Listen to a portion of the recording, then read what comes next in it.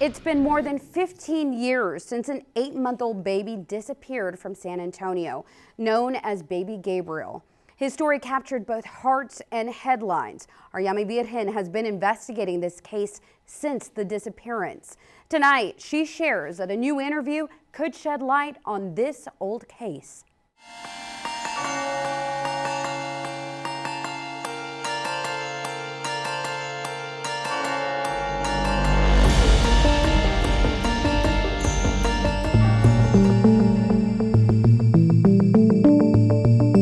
These are the last pictures Logan McQueary has of his little boy. For Logan, his son Gabriel will always be frozen in time, looking as he did at just 8 months old. It was 2009 when the new father held his son in his arms before Gabriel disappeared and became a San Antonio mystery. The private investigator hired by the family is for the last 2 weeks, the FBI. The clerk remembers Johnson checking in. This is Elizabeth Johnson, Gabriel's mother. She served time for custodial interference. Johnson was the last person to see Gabriel alive, later telling Logan McQueary that she had killed their son. According to Elizabeth, however, the plan had been to give Gabriel up to a couple in a park. Earlier this year, retired FBI agent Abel Peña was part of a documentary investigating Gabriel's disappearance, shedding new light on the case. I've made a couple trips to Arizona. I met with a person that was very interested in talking to us about Baby Gabriel. Peña, who's the managing director of a nonprofit called Project Absentees, believes the information he received may hold the key to what happened to Gabriel.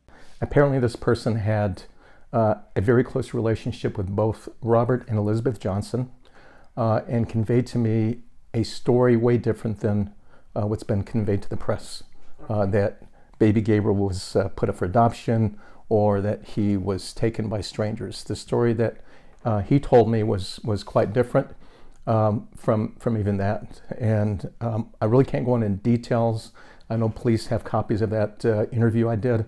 I know they're looking at it. This lead, like many others over the years, gives the family hope that Gabriel will be found alive. I would want him to know that his dad and the whole family, none of us, have ever given up on looking for him. Sandy Peters is Gabriel's great aunt, who's helped his father with the search for the child for 15 years. I think that that's a possibility that he may not be with us anymore. But I'll tell you, I don't understand how she can have a baby one day and not the next, and she's not in trouble for that. I don't understand that.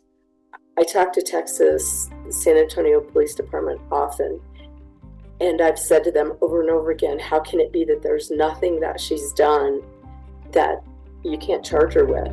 Looking for my son, Gabriel Johnson. Peters believes the Attorney General's office, with its resources, could finally bring justice to Gabriel's disappearance. She has been in contact with the state office, but cannot get SAPD to invite the agency to help with a 15-year-old cold case. They're willing to help San Antonio. They're willing to use their budget to help San Antonio. They've got investigators.